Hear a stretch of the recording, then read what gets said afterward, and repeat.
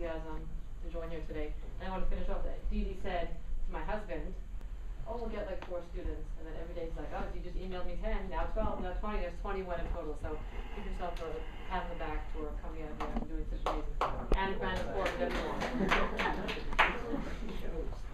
How many people in this room here have grandparents who are Holocaust survivors? Raise your hand. Okay. If you have not, if you don't have grandparents who are Holocaust survivors, how many of you have met a survivor personally? Okay. So I want you to just, well, does everyone have a paper on them or not? I'm going to pass out these little pads if you don't. So you can pass them that way. This way. Thank you. And if you don't have a pen, there's a basket of pens coming around. And before it gets to you, I want you to know what a privilege it is for us, the last generation of surviving Holocaust survivors, for us to be around and have the opportunity and the privilege to be able to meet them and face them face to face firsthand. Aside from like the Holocaust deniers and everything else, and how much it's like kills you, you need an article coming from Iran, coming from New York Times, coming from anywhere that is hinting at, oh, the Holocaust wasn't as bad as it made it sound, maybe there was no Holocaust. Aside from all that, aside from all the Holocaust denial kind of stuff, it's just for us, as being Jewish, as trying to understand as best as we can what happened, why it happened, things like that. Of course, there's some answer we'll never get. Mashiach comes. But for right now, the privilege that we have and the honor to be able to visit with a survivor and get to know them in a close way is really priceless. Most survivors that we deal with are in their high 90s. Last week, we celebrated the 108th birthday of a survivor on the Upper West Side. This little man has more energy than all of us, literally. We ran across the apartment. I said, where'd you go? We ran to the other side so fast. And I brought I have 3 little kids, thank God, 4, 3, and 10 months. And I was like, oh my gosh, how do we bring him to this house? How is he going to handle it? He handles it just fine. It was funny, someone said to him, so what was life like when you were 8 years old? And he's like, how should I know? It's 100 years ago. So that's just one of our survivors that we deal with. We have every kind of survivor you can think of. So I want you just to take pen and paper, the paper in front of you, and just write on top of the paper, divide the paper into 2, what you know on the top, and the bottom of the paper write what you want to know. In other words, why are you volunteering? What do you want to gain out of this experience? So what you know, just write what you know. I'm not going to give you examples, just think of yourself. And what you want to know, you can write that as well. I'll give you a second to write that. Where's the pen basket? Down there.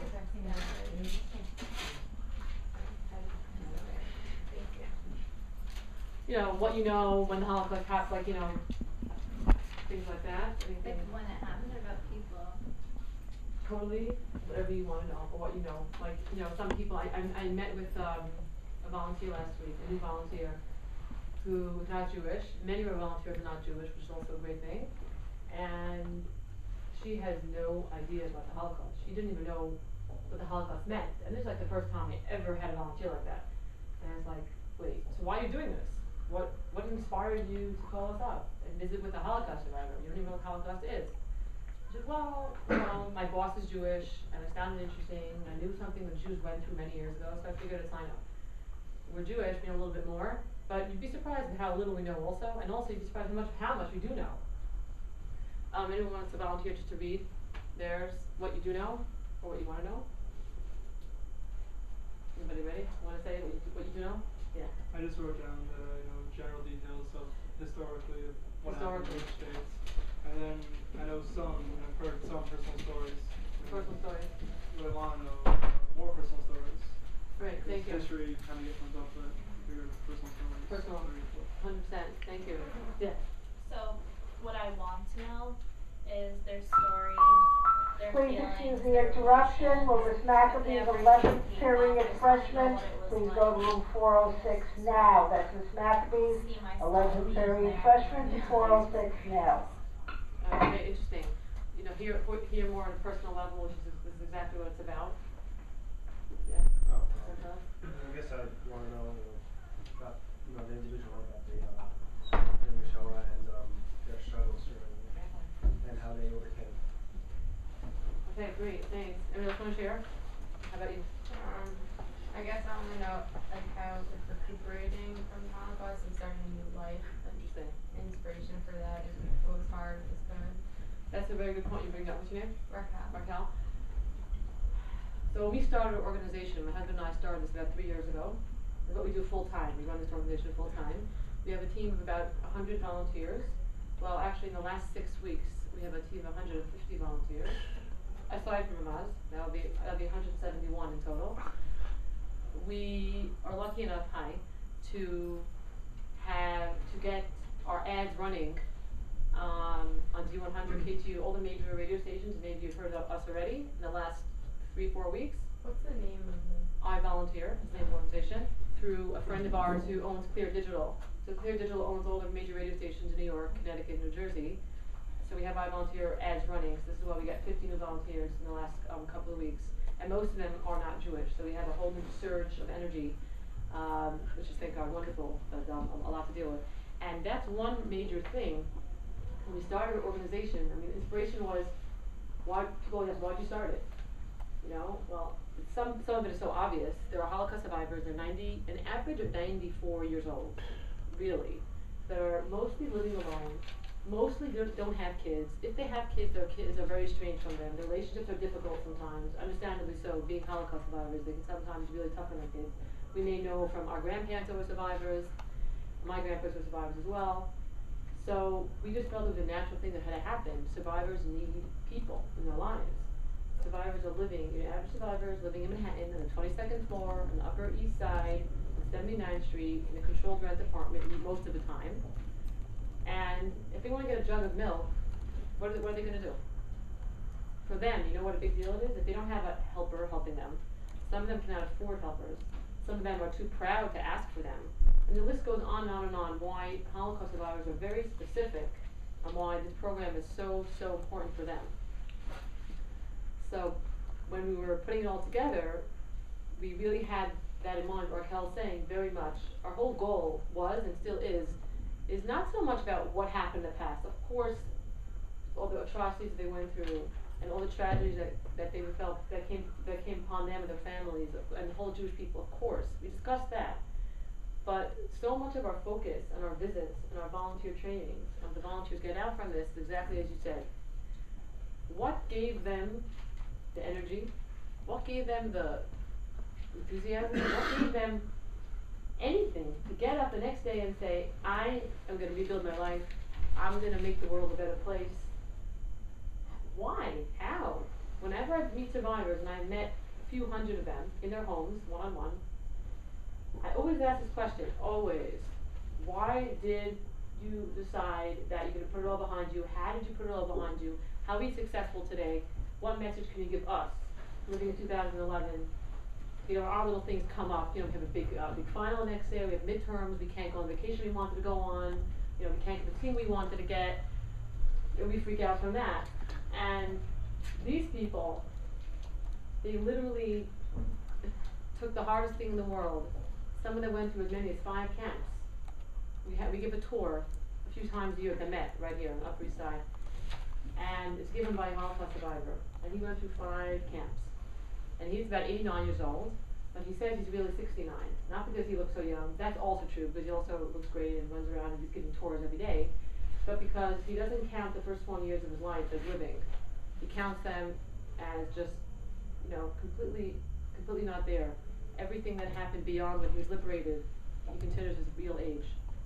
So it happened to be that the tour that we had last May was the day that he was liberated, so it was very emotional. We sat down after the tour, and we talked about it, and we just had a tour 3 weeks ago here in Upper East Side again at the Met. We actually had a family fly in from Georgia. Again, a non-Jewish family, a Catholic family. All that flew in just because they heard this tour was happening and they came. So there is a lot of inspiration we get from these people. So much. Honestly, when my husband and I first started this program, I'm not saying I was afraid to be a Holocaust survivor. I was like, whoa, it might be a lot. They might start crying. They might. I'm not a professional doing Holocaust survivor, trauma victims. how do I deal with it? You know, so as the program started going on further, honestly, survivors are my most favorite part of the program. I love talking to them. I love being their presence. They're just the most amazing people you ever meet in your whole life. They're just, you'll see them yourself. So, anyone else want to share what they want to know? Yeah. How is it able to get that bad?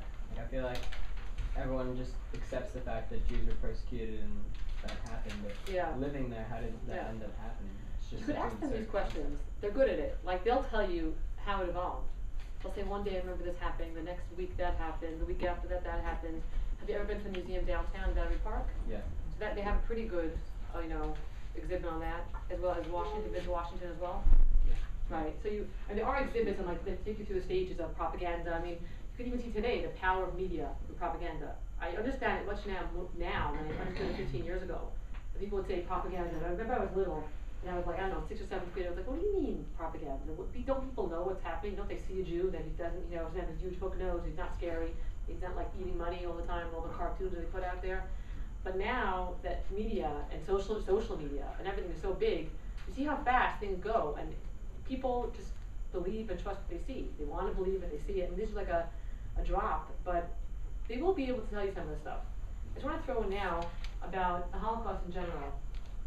So when we go there on visits, we're going to be going twice a month, right, Didi? Right? And when we're going, the focus of our visit is not necessarily to hear all about the Holocaust. It's something that will evolve over time. I think in the beginning, they're going to want to first connect to you and see who you are, and they trust you. And a lot of this trust is going to come from over time, seeing that you come back the next week, they said you're going to come back. Oh, I can trust this girl. Or she came back when she said it 2 weeks later. So you really play it by ear, sort of. We're going to do a role play session of an actual visit, so I'll throw things in there as well. But I just wanted to throw in here now, talking about the Holocaust and the real facts of camps and stuff that went on, all that. How do you talk about it? You really play it by ear. One great thing about Holocaust survivors is they're such strong people. They're stronger than any of us here.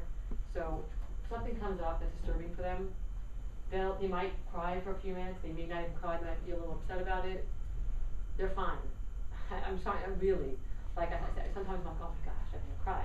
I shouldn't have brought that up. I shouldn't have just asked her how she survived. But then after, I was like, I'm fine. I'm totally fine. And they are. We may not be fine if someone asks us about some traumatic event that happened, but these people are truly amazing. I mean, they're 94 years old. And they're still going. I got a call yesterday from someone in Brooklyn. She met a survivor who was 98. Okay? He was sitting on the boardwalk yesterday. It was nice weather. I'm like, how did you find out about it? Again, she was driving along Brooklyn and she heard on the radio. And then the next thing she knew, she found this old man sitting on the bed. She goes, oh my gosh, let me call those people. So, which is great. But 98 years old, minding his own business, walks the boardwalk by himself. These are survivors. The definition of survivor, these people. My personal feeling about it, my husband and I both feel this way, is that survivors have like a survivor personality. Like, not everyone survives. Like, a lot of things are sheer luck and, Hashem's hand and certain things that were chosen, whatever. But there's a certain survivor personality that you meet when you meet these survivors. As I said, they persevered when they were 16, when they were 22, when they were 24 after the war. They're the same in 98. They didn't change. They're the same survivor personality. And this is what we have so much to learn from them. If nothing about the war, at least learn that from them. So I'm just gonna spend a few minutes discussing like Holocaust survivors in general, and discussing like how they're different from regular seniors, regular old people. And then I want to do a role play of an actual visit, and then we're going to watch a really powerful video that was produced after much research on visiting, on Bikur Cholim. A good friend of mine produced it. We were initially a part of this project to see that. So first I want to discuss for a few minutes about survivors in general. So what to expect from their house, how are they so different from a regular senior. So in very short, survivors are trauma victims. What's a trauma victim? Someone's been through trauma, right? Trauma, extreme trauma is the bombing in Israel or anything like that. Trauma that we can relate to more ourselves is something like, God forbid, if someone's been through a rape. That's extreme trauma. That's one kind. That's a one-time episode. And then there's another kind of trauma that happens over time, consistently. A good example of that is child abuse.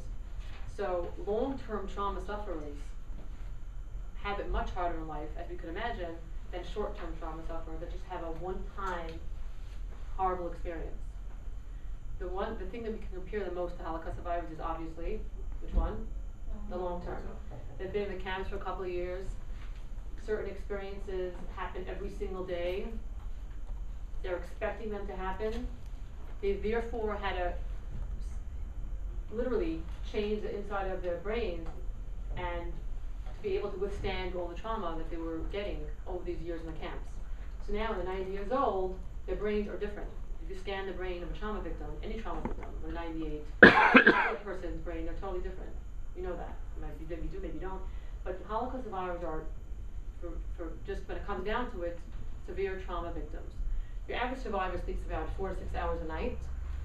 If you're lucky, sometimes it goes down to 2 or 3, and when they're sleeping, their sleep is very often filled up with nightmares of Nazis chasing them.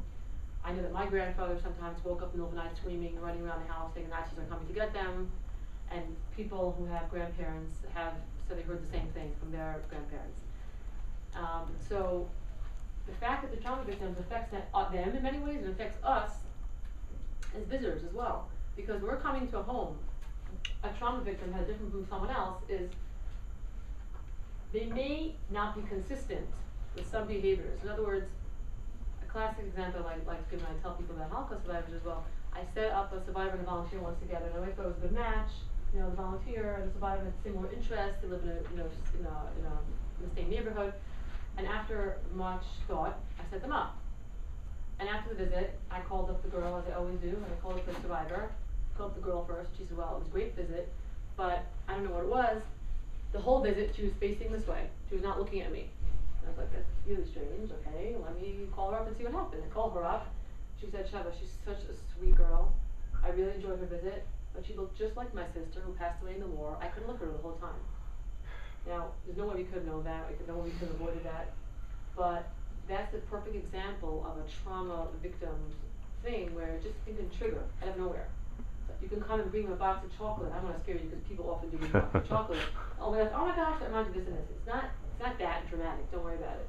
But in general, you know, your usual thing will be usual, but every once in a while, you never know. Like there'll be a light off somewhere. You like flick an eye. Like, oh, do you want me to just open this for you? So like, let's say when you're coming in, you can't see where where she wants you to sit. She's like, no, don't turn the light on. And be like, okay, fine. But those are more real life things that happen, like little things like that. She doesn't like it because it might remind you in the camp of something, the light's on, you don't know. So most of the time it's going to be small things like this that are not major. But every once in a while, like this girl sitting that way, that was major. Obviously I set her up with someone else. So that's number one. You never know where the trauma kicks in, that's number one. Number two, so therefore, if you're ever in a situation where you're like, I'm not really sure or what happened, just email me. Just a quick email to Sheva, we had a great visit, but this and this. No problem. Don't ever feel embarrassed. Don't feel like, oh, this is such a weird thing I'm telling her, or this is so dumb, I should have known this myself. No, nothing's dumb. You should know it yourself. These are older people. This is a new experience, so please, we love when you send emails and you tell us what's going on, if you have any questions or anything like that, because you could always make it better. But sometimes you tell us things that are really important. Like you might tell us something about the fridge. Let's say the fridge, you noticed when she opened it wasn't so full. There's nothing in there. She may not tell us. She may not tell anybody. They're very proud people. They don't say anything. They never call us up and say, hi, can someone come visit me? So how do we find these people? That is probably the things we spend one of the most time on, finding the survivors.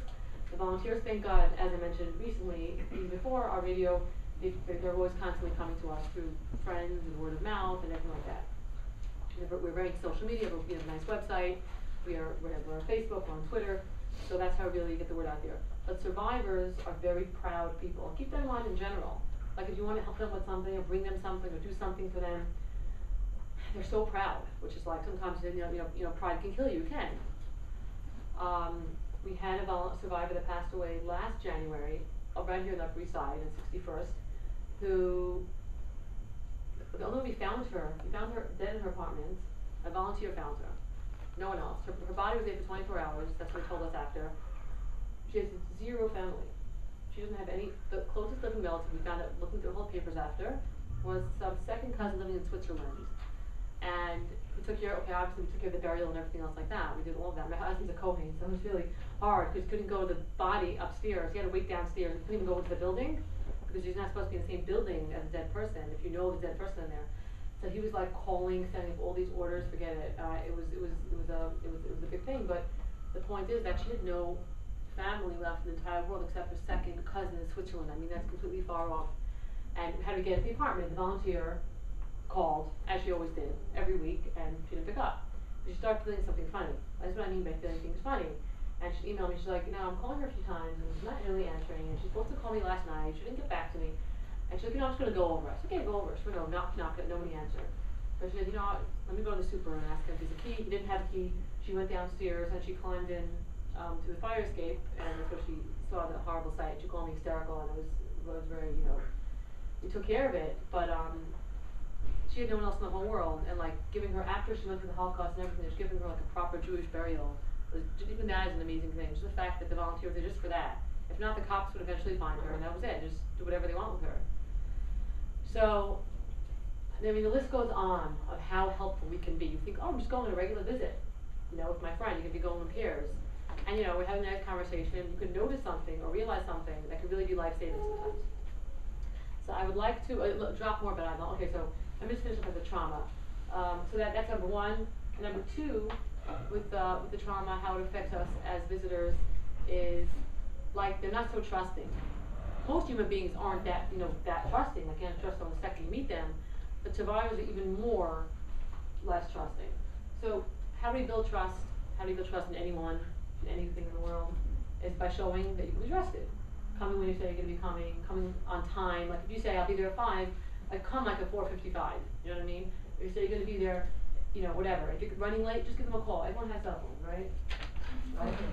So you just give them a call and say I'm coming 10 minutes late. I'm coming a half an hour late. Or if you can't make it for some reason, you can't get in touch with them, email me right away. I'm always my BlackBerry. Text me, email me, just say I can't make it. If you don't have their number, if you can't call me, we'll take care of it. So that's a little bit about survivors. There's a lot more you can learn about them. You'll really see a lot on the visit itself. A bit more about iVolunteers. My husband and I started this about 3 years ago. To date, we've done about 3,500 visits collectively for all our volunteers. Most of our volunteers, our organization consists of volunteers that are really aged 28 to 35. It's really most of our volunteers. They're professionals living in Manhattan, and we always wanted to branch out and reach out to a high school. So we're really excited. This is our first high school that we're reaching out to. Hopefully, we're almost going to be on to our second as well. But for now, Ramaz is the first one we're excited about. And so every single visit happens. It's an hour. It's an hour visit. We'll go over a little more details about what goes on in the actual visit. And what's really important after your visit is posting your visit on our site. You'll see iVolunteerny.com. We'll give you out our cards, and I'm gonna do that right now while I'm talking. Because we just spent a lot of time, money on making a brand new site, which helps us to not only get the word out so we can help more volunteers, help more survivors, get more volunteers involved, and funders as well.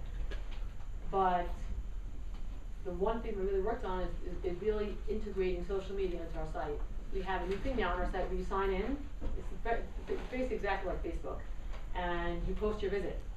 You have a picture of yourself and it says, you don't have to write your last name if you don't want to. You can just do Sarah. We enjoyed chicken soup together. It was great. We went to Central Park and took a walk in nicer weather. Anytime you post something on our site, it helps us tremendously. Because other people are coming and saying, let me check it out on the volunteer site. Check it out. Oh, look at that. There's actually stuff going on. These are kids going, this is amazing. I just see 30 posts, by people that are actually doing stuff. So we just started this social media part in our site, and since you guys are so social media savvy, I read the article downstairs on is Facebook too addictive on your little newsletter, right? I was like, great, they're going to be my Facebook people and post on our site.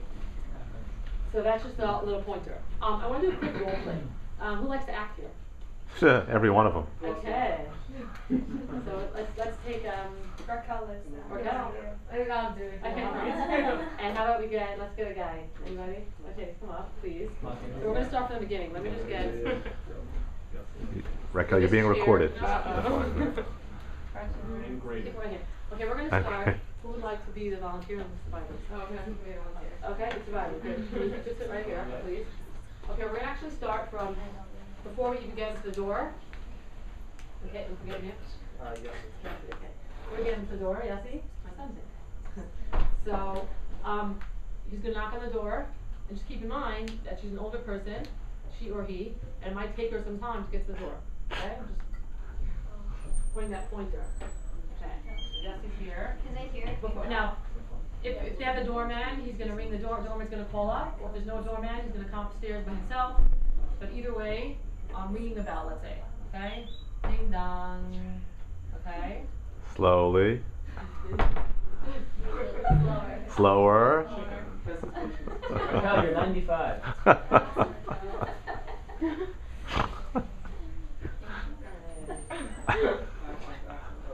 Yossi, and you are.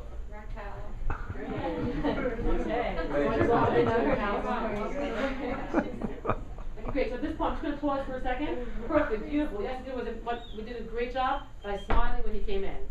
Because sometimes we're so nervous, we're like, yeah, I forgot, yeah, I'm here to visit you. Just relax and smile. The right way builds trust. Great job, Betsy. You came to the door. Okay. At this point, they usually welcome you into their house. They usually say, come sit here, come sit there, whatever. Come sit here. Okay, you're sitting here. Well, yeah, I would just do that chair and move it up a little. Okay, great. They usually welcome you into their living room, if not their kitchen, whatever makes them feel comfortable. Okay. So at this point, you can start and you can tell them where you're from, whatever you want. Let's see, and we'll stop. Your name's Yossi? Yes. Who are you named after? Okay, that's good. My great grandfather, Papa Joe. Puppy. That was a great one. And what's your name? Raquel. Who are you named after? I'm named after my great-grandmother. Pause for a second. I just want to, Sonia, hi, Sheva. This is one of my dear Holocaust survivors lives right around here who came to join us for the session. And They don't let her in. right? There's so much security. Right? They still have a lot of questions. Can I take your coat? Did you check with security? Sonia's actually a child survivor and a survivor together. I mean, maybe if you have a few words, a few moments after, you can give us a few words. But let's continue our visit for now. Okay. So I want to interject. There's 4 things that I really like to keep in mind when we're visiting for the first time. These things really build trust. Number 1, smile, perfect. Number 2, sometimes ask where you should be seated. Don't just assume that that's where you should sit. Just say, is it okay if I sit here? Is it okay if, great. And even where to put your stuff, your coat, your bag. Give them the authority of their own space, because their own house. Again, you don't want to trigger anything. Like during the Holocaust, a lot of times the Nazis would just come in and just invade the place. And every house became their house. So you just want to be as respectful as possible. I know a lot of this is like common sense, but it's just good to just throw it out there to remind you. Sometimes you can forget. That's number 2. So great, ask where to sit. You're sitting over here, anywhere she tells you to sit. Number 3, this is the most interesting part, but it really works well. Okay, before that, compliment. Say something about anything.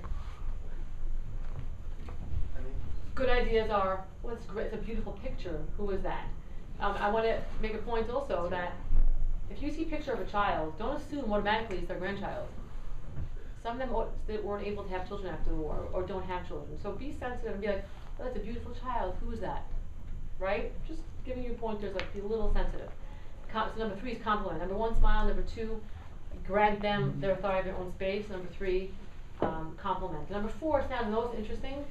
Let's see if you can do it here. Talk about yourself for 5 minutes straight without stop. They will cut you off. They might. But just keep going. Now what does this do? Let's go. Start. So that's a beautiful picture over there. Who's that? It's Golda Meir.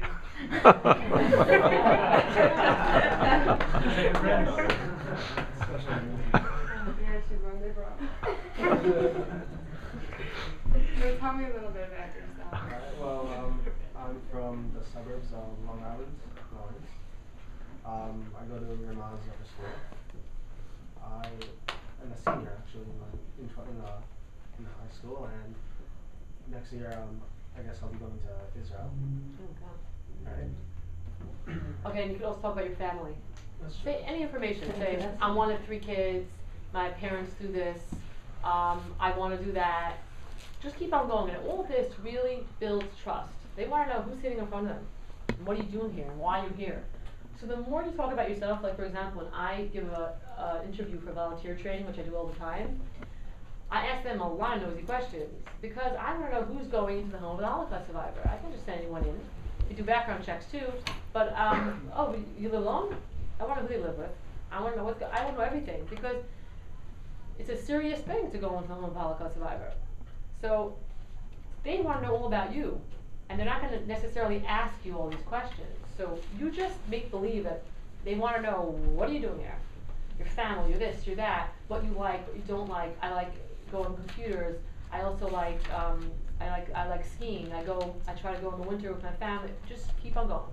Okay, continue. Well, I'm the oldest of 3 children. Let's see. You can try to put it off a little, because that's really what does usually happen. They're usually not that fit like just Melissa, so, and then I want you to, you know. Do you have brothers or sisters? One of each. What are their names? Eliana and Aria. Oh, We call them Aria. My granddaughter's name is Aria. Aria's my younger brother. I think you're getting better at the volunteer. You're good. They also go to your school? Eliana goes to Ramaz, she's 10th grade, and my other brother's still in 7th grade at YCQ. Is he gonna go to Ramaz when he's older? Yeah, he probably will. Do you like your school? I love it. What's your favorite thing to learn? My favorite things to learn? Physics. Yeah, physics.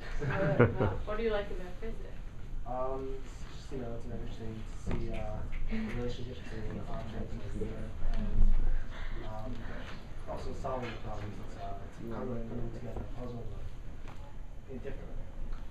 Great. Okay, so I just want to also just throw it over here. That's perfect. Unbelievable. So let's give everyone a round of applause. We're going to wrap up the visit as follows. Now you can sit.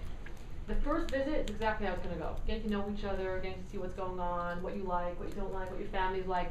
Like, she may say something about, let's say, her granddaughter, right? So maybe next time when you come, you can have snap a picture on your phone of your sister the same name as your granddaughter. So you're like, oh, remember, that's a picture. Oh, that's so nice. Let me see a picture of yours. Great. You know what I mean? So you're gonna learn a lot from interactions the first visit of little things about them, what they like, who they are. Now, just to give you a little tip, in a second, how to wrap up. So the whole first visit is just getting to know each other, getting more comfortable, getting acquainted. How to wrap up, it's an hour visit, so especially if you're going with someone else, right? You're gonna be going with a pair. We probably should have done it with 2 people because we're going in a pair, but maybe it's even more clear just do with one to understand. If one person's gonna be more of a talker the first time, fine. Maybe it's even better they focus more on one person, they understand what this person is. You can switch back and forth, but it's probably even better just focus on one person. That's okay, because when you come back and they're confused, which one were you? Who is you? So just be, it's okay. So to wrap up, it's about 10 to 6. You've been there since 5. So you look at your watch like, it was so nice meeting with you. I'm gonna have to go in about 10 minutes. Always do that because it makes everyone comfortable. Everyone knows that 10 minutes is coming, you're about to leave. In case they have anything that they want you to help out with quickly before you're leaving, those are the 10 minutes to do it. Sometimes they'll ask you, could you read that bill for me? What does that say? Or what? I found that extra charge on my bill this month. What's that about? Things that are very simple for us can be so hard for them. They're waiting for someone to come for the last 2 weeks to help them out with this. So those 10 minutes are really the time to say, I'm leaving soon, so whatever you need to ask me, let's do it now. And then also for us, we're comfortable, that we don't have to pick our stuff and run. It's more like, I give you a warning, now I'm going to go. Yeah, what was your question? What if there's a pause in the conversation? Okay, so what's funny about this question? People always ask it to me, but I don't think it ever really happens, meaning, first of all, you're going with your friend. So, there's 2 of you. If you stop, she'll continue. That's number 1. Number 2, They're such fascinating people, and they're usually alone a lot of the time. There's so much they want to talk about. There's so much you can ask them. But I always say, if at any time you want to email me, I'll give you some ideas. I'll give you, if you want, if you feel more comfortable, to bring a little board game with you, a little travel one. You can do that. If you know how to play chess, if you want it.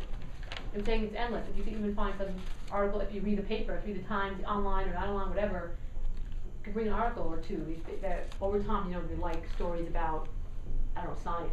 So save the science section of the Times and bring it for them every time you come. You know what I'm saying? You'll see things as it goes on. It's more like a relationship where, it evolves over time, and you learn what they like, they learn what you like. They sometimes say things for you. It's very special. It's very special. It's not just going. Ms. Vanel, you're needed at the front lobby. Ms. Vanel to the lobby. Max Alcovey to the library. It's not like you're coming to do an act of chesed, which it is an act of chesed, and when your hour's up, you're out of there. It's more like you're forming this relationship. So now the visit's coming up. You want to just do your ending? Hi, about 10 minutes. Is there anything you'd like me for me to do before asking? Okay, great. So at the end, you're gonna take your stuff, and you're gonna say, and then you're gonna make your next appointment with her. Then, you have to take out, usually take out their calendar, which is usually filled with doctor's appointments most of the time, and you'll make sure that you see them put it on their calendar, or they tell you, because that way it's really organized and done well. So great job, thank you. Volunteer Teaching Survivor again. Yeah, take your seats. Yeah. Does it need to be the same time, the same day? It becomes like a friend. So the same way, if you want to hang out with your friend every week, once a week for an hour, it's the same thing with them. You do it every other week, and you contact them and figure out a time that works for both of you. Before I put this on, I'll put this on in a few minutes. Before I do that, I just want to ask you, first of all, any more questions? First of all, yeah. Do the survivors that we also need to volunteer? Okay, some do, some don't. There's some survivors that, it's funny. I don't mean to be like, whatever, it's a guys here, but guys always ask me that question, and they're like, I want to meet with somebody, but does not have someone else. Right, they're not doing it. And it was so funny, and I never got that from a girl, so no, but you didn't ask that. I'm saying I always got that from guys. But in general, I'll tell you, I will tell you everything about the person you're visiting. As much as I know, I will tell you.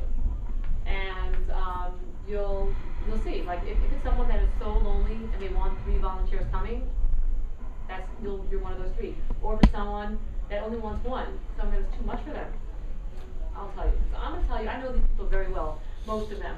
I'm going to, after you see the video, I have a list here, right here, of 17 people around this area, some in the Upper West, mostly Upper East. I'll tell you a bit about each one, and also depending where you live. Most of you live probably Upper East, mostly. I know some of you Upper West as well. But raise your hands, Upper East. Okay, and then Upper West. Okay, it's basically half and half, is what I thought. Okay, and then everyone else is from along. Yeah, Long Island. So we're going after school, right? So it doesn't really, So I'm going to try to match up. We'll try to make the best match as we can. So if we're going after school, I would assume that. Our schedules are really weird. No, let's talk about. Would it be during the day? Yeah, I did it already. I'm going to do it at the end. Yeah. So when you finish with giving the profiles, there's just a few things that I can frame how the direction that the course has to take out of their own particular responsibilities. Great. So let's put the video on, and then we'll wrap up. We're going to put the after video. We're going to wrap up with the profiles of survivors that I want to introduce you to, and then we'll have all exactly as you just told us about that. So with the light, is the light in here? Yeah, there's Okay. the volume is on the bottom of the screen. Thank you for sitting in. Can you see? Thanks. You want light first? Yeah, if you don't mind. I can't. Which one's the volume? This one? High volume, no? Oh, here we go. Okay. Okay? Yeah? You gotta go.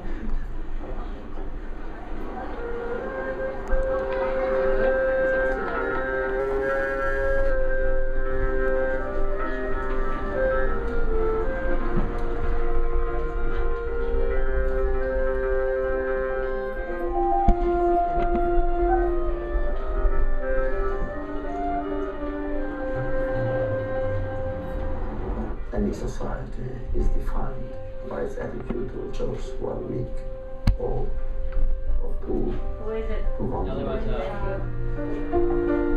Just checking. And so we say the poor leader, a society that was defined by its relationship with the poor, the very ill, those who suffer from despair, from melancholy, from resignation. And Bikurkhani, therefore, is the easiest way to fight apathy, indifference, injustice, and inhumanity. Holy Spirit, you're missing objects in the 6th floor office. Please come to the 6th floor office. And we did Thank the Holy checks. Spirit. Just go there.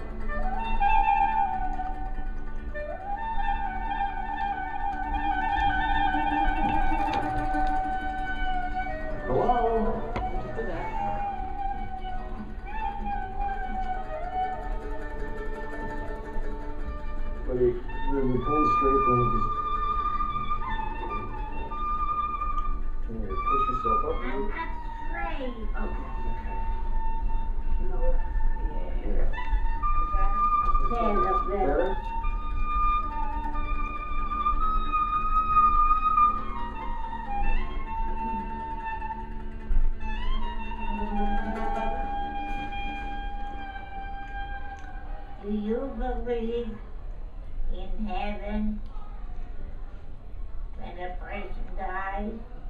I think if you live your life as if there is a heaven, you're never going to be disappointed.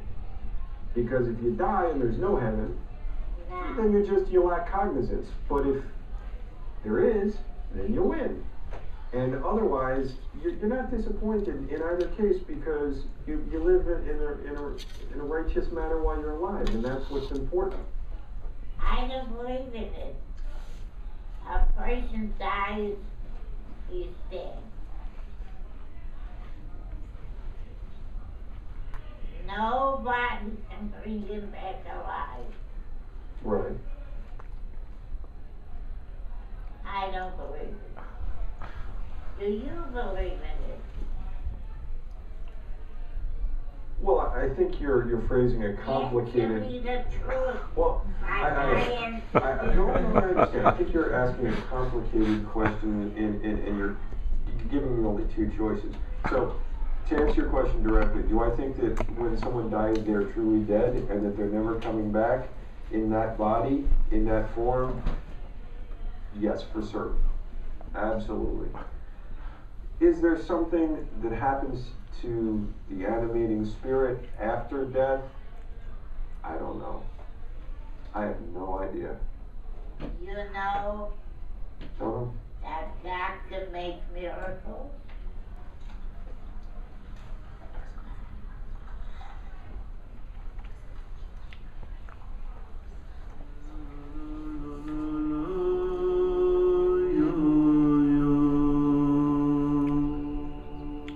Symbolizes mercy. So when we make a mishperach, we always use the person's name, a child of their mother. We ask God to help the sick, and the mother evokes compassion. Therefore, we always go to the mother. The mother is more compassionate. The woman is supposed full of heart. Her soul is burning, yearning for her children. Therefore, we say to God, help, because this man is the son of a daughter, son of a woman. Avishai Simcha ben Hegitova, Avram Yitzchak ben Fegadina, Avram Moshe Levi ben Peril, Avram Moshe Cohen ben Herzl, Avram Shmuel ben Yiri Rachel, Hudas Masrach, Anepesh, Rufus Nagel, Ashtar, Avram Abisman,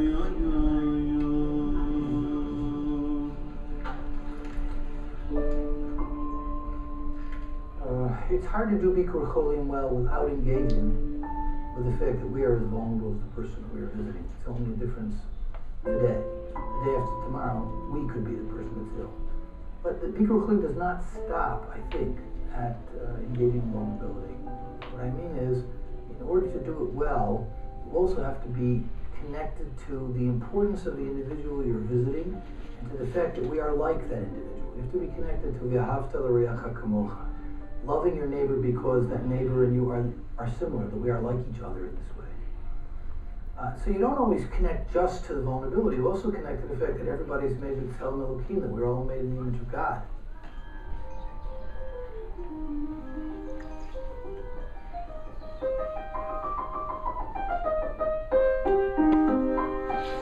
Rita? Hi, it's Siri. I don't understand. Something must be wrong with the phone number you have. Yeah. So when would you come? Do you want to come in like a half hour? 45 minutes or a half hour? Yeah, in half an hour is fine. Okay. Okay. Great. Thanks, Rita. Bye.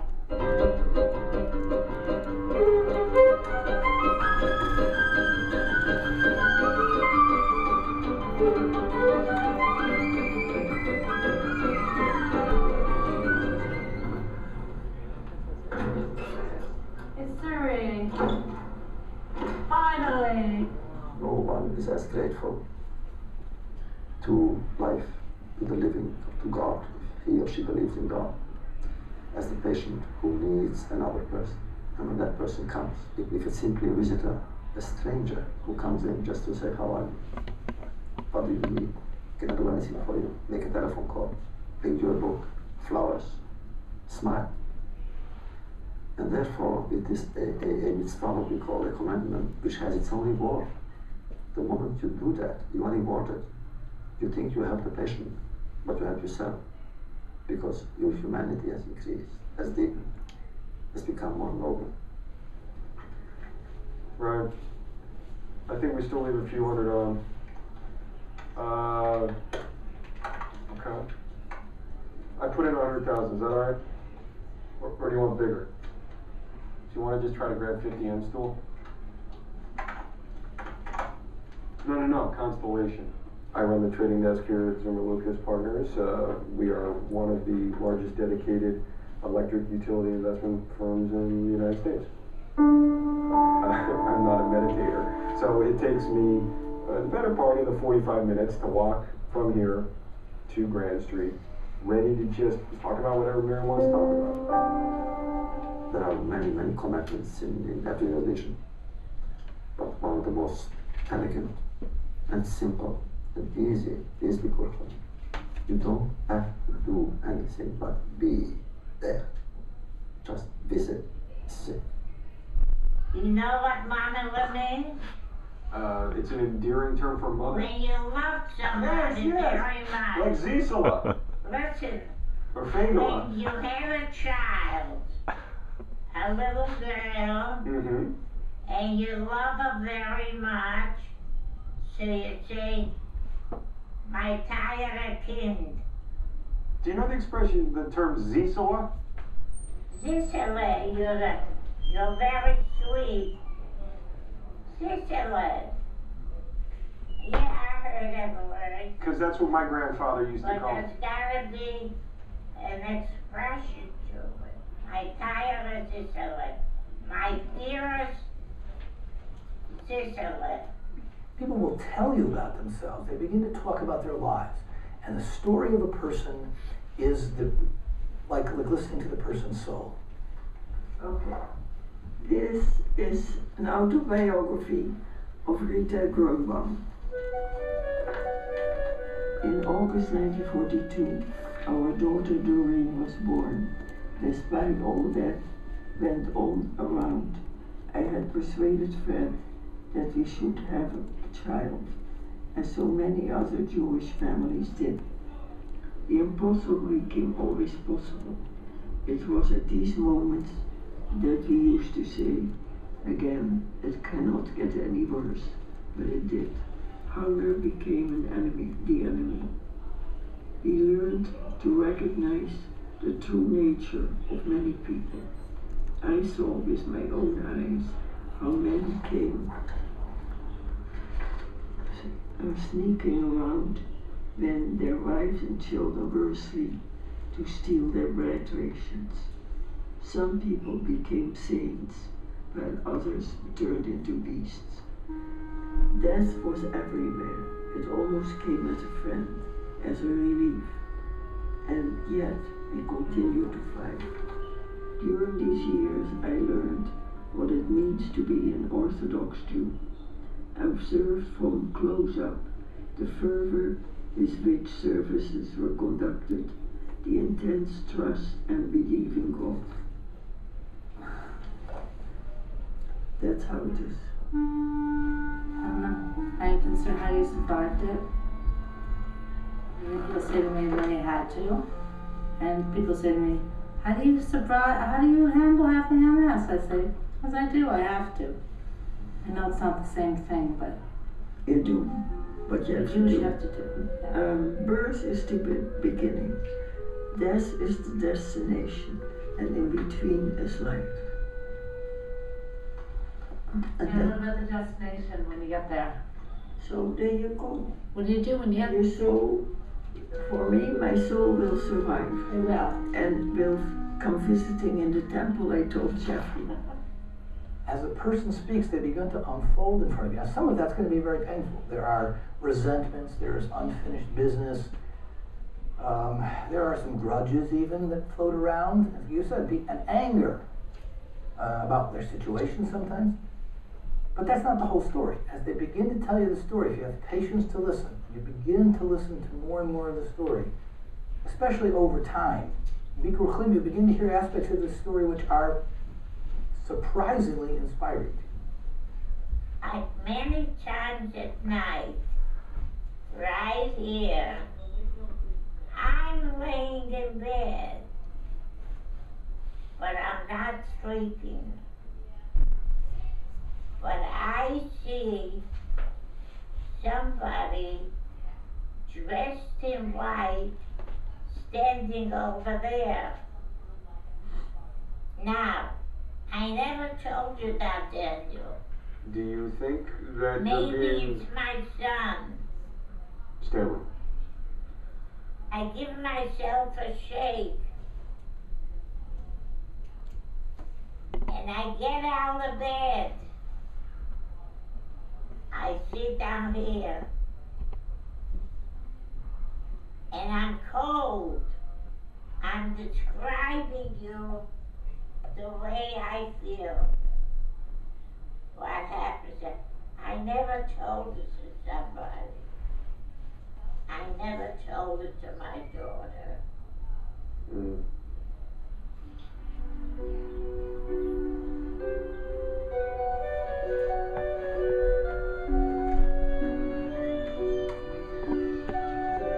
Front row for Neil Young and Bob Dylan. Come on, it's like having an easy pass, but better. So all bags can have their goods. Not that the two are necessarily equivalent, but at least the goods are still there. Great card, but I wouldn't wish it on my worst enemy. Oh, Abby. I know. You're so funny.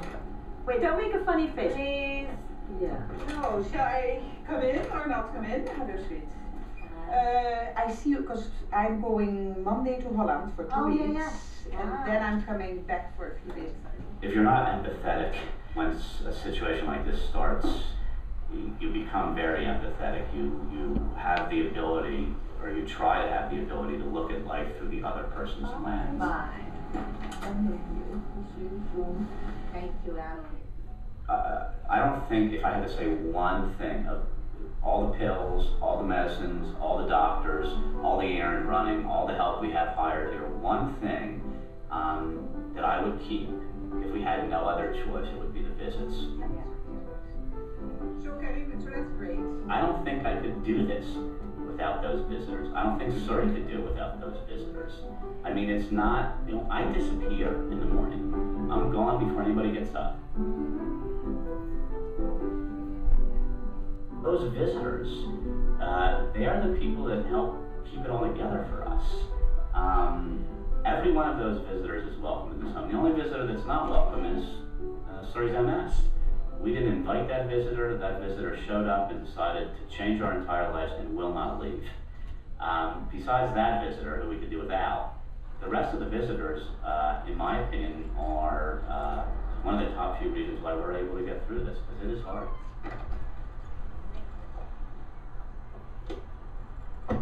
There's another good question that I want to ask. I don't know if you ever heard it. There are 3 men. I think I asked you. Oh, yeah. 3 men Yeah. that walked around the world.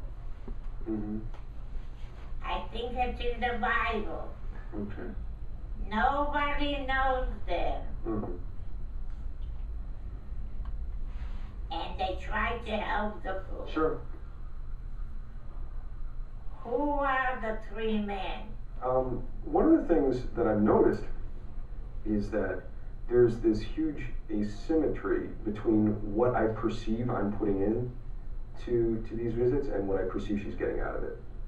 And it's sometimes in the beginning, when I started getting a very intense emotional feedback, very positive, intense emotional feedback from Miriam, I felt almost guilty because of this asymmetry, where I was saying to myself, I'm putting in 2 hours a week of my time and buying $60 worth of kosher food, and I'm showing up to see this woman, and I'm interested in seeing her anyway. She's an interesting person. And what's she giving back to me? Unconditional affection, complete love. I think I just read a piece of Jewish folklore, in which Elijah, and this was written around the turn of this. Elijah? Okay, that makes sense. Elijah was a good person or not? Well, I think that Jews think Elijah was a good person. Who were the other 2 men? The other 2 men. Yes. I really love the opportunity to create the space to think about Miriam. It really scrubs me down of the stuff that builds up over the course of the day. As a human being, you are made of earth and dust and ashes, but at the same time puts you in touch with the fact that as a human being, you are made in the image of God, and it's as if the old story goes, the whole world was created for you.